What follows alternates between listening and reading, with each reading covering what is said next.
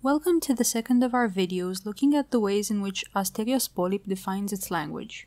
In the first part, we've presented the graphic novel and we showed how and why it dedicates its first chapter more or less to introducing the basic grammar of the comic book language. Now we'll look at how David Mazzucchelli creates a language of its own in this comic. We won't really look at why. We can see the why in many places, from essays by Tim Callahan to theses such as those of Christopher McCarthy or Matthew B. Bennett.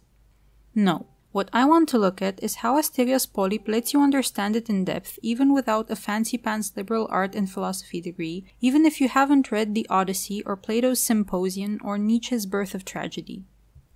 We'll see how Mazzucchelli in almost every scene embeds the subjects he's interested in. More than that, we'll see how he's using moments of characterization or exposition to further develop those themes. And by the end, he'll have established his own conventions within the comic book language. Hello, I'm Lucia's disembodied voice, and this is a show that should probably get a name sooner or later.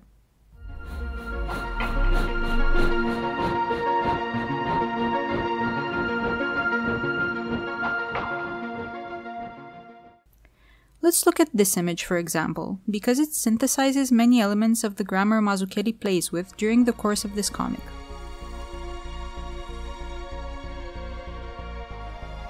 There are two characters, each drawn mostly in one color. The man Asterios is drawn in a sort of blue called cyan. The woman, Hannah, is drawn in a sort of pink called magenta.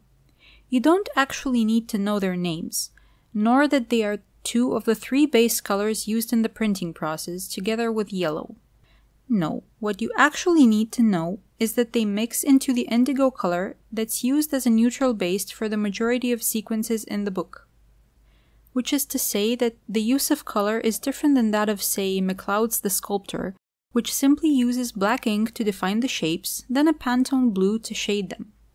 Here, everything is based off the interaction between the two main colors. They form the neutral base as a constant reminder of the interaction between two elements. This interaction plays in various forms and achieves different effects. They mix, they contrast, and they both add different kinds of definitions to the same space. You probably noticed this on your own, especially if you have some knowledge of color theory or of the typographic process. But just to make sure, the book shows you that from the very beginning, from the very cover. To quote from the classics, you might have not noticed it, but your brain did. Before even opening it, the comic teaches its readers how to actually read it.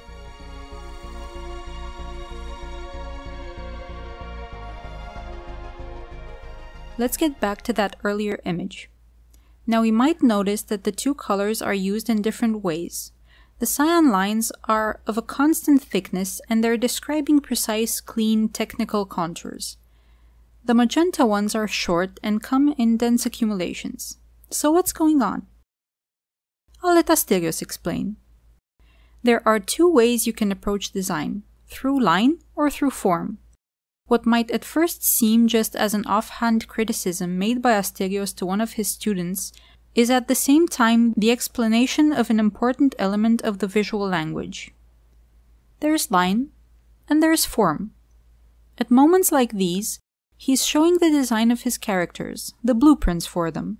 He's showing them in various states of incompleteness. Hannah drawn without structure, as just form and light and shadow, Asterios as a vacuous schematic of a human being. They don't appear as concrete, full individuals, but rather as abstractions, another concept the book goes to great lengths to discuss and integrate in its narrative.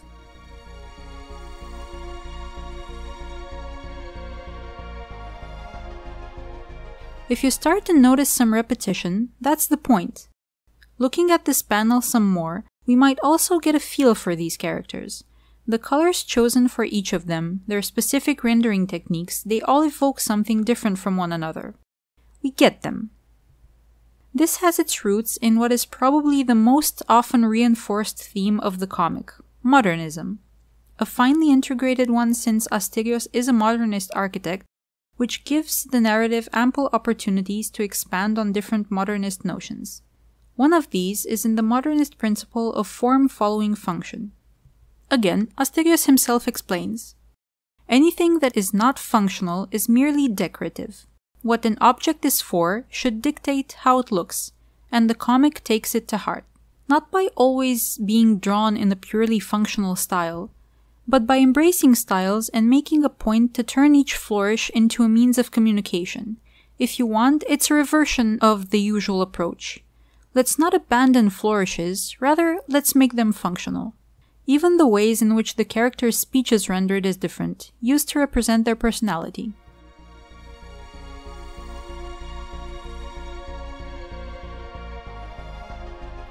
We're almost done.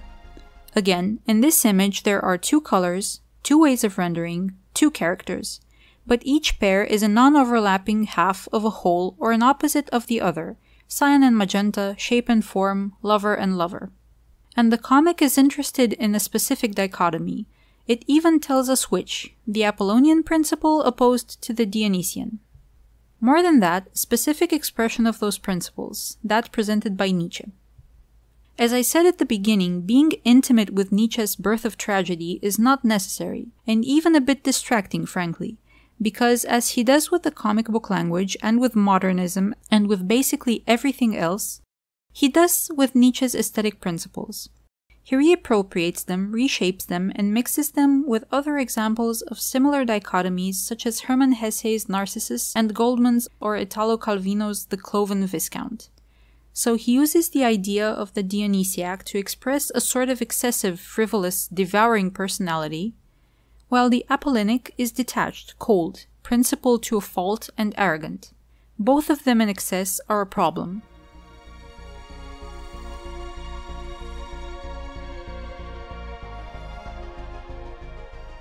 A final thing we might notice in this panel is that the 2 halves of the picture are encroaching on one another. The cyan gets mixed with the magenta, the crosshatch starts to define the volumes start to support the form. If we were paying attention, this is plainly explained a few chapters earlier. If reality were simply an extension of the self, wouldn't that color the way each individual experiences the world? And maybe one person's construction of the world could influence someone else's. But keeping in mind all the other things the comic taught us, what happens here isn't just 2 characters influencing one another, it's the reconciliation of opposites. It's thesis, antithesis, synthesis. It's about taking concepts with their own identity and arriving at a new meaning by combining them. While the comic uses a sophisticated and uncommon visual language to tell an ambitious story referencing philosophy, art theory, and both modernist and classic literature, it doesn't expect from the reader anything else other than to pay attention. Not only it takes time to introduce its elements, but to craft them in such ways that they contain each other, that by gaining some insight into one means of telling the story, you gain insight into all of them. Reading Asterios Polyp, we are armed with the confidence that we can pick up on the internal patterns of a comic and we will figure out the new language that emerges from them. This should be only the beginning, since Asterios is not unique in what it does, only in the degree with which it does it.